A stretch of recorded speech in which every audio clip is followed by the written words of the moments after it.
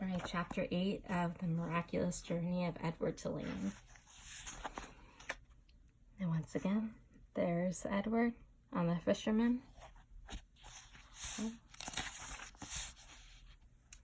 On land, the old fisherman stopped to light a pipe, and then with the pipe clenched between his teeth, he walked home, carrying Edward atop his left shoulder as if he were a conquering hero.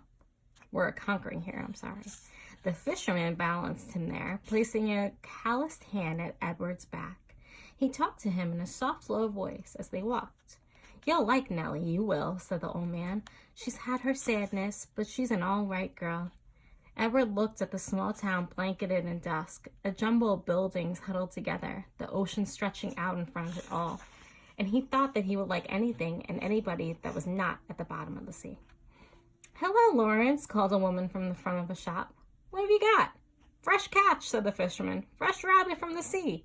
He lifted his cap to the lady and kept walking. "There you are now," said the fisherman. He took the pipe out of his mouth and pointed with the stem of it at a star in the purpling sky.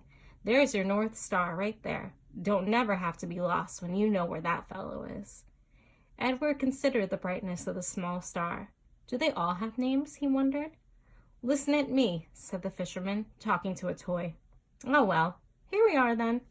And with Edward still on his shoulder, the fisherman walked up a stone-lined path into a little green house. "Look here, Nellie," he said. "I brought you something from the sea."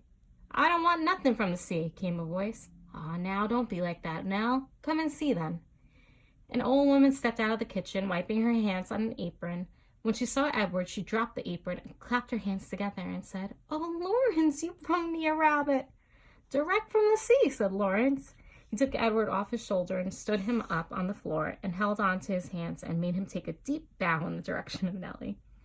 "Oh," said Nellie. "Here." She clapped her hands together again, and Lawrence passed Edward to her. Nellie held the rabbit out in front of her and looked him over from tip to toe. She smiled. They're sweet. "Have you ever in your life seen anything so fine?" she said. Edward felt immediately that Nellie was a very discerning woman. "She's beautiful," breathed Nellie.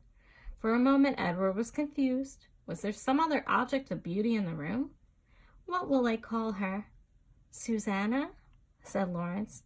"Just right," said Nellie. "Susanna." She looked deep into Edward's eyes. "First off, Susanna, we'll need some clothes, won't she?" Let's see if Edward's going to be happy about that one. So I think I'll make another video now, just to read you guys chapter 9. I'll see you then.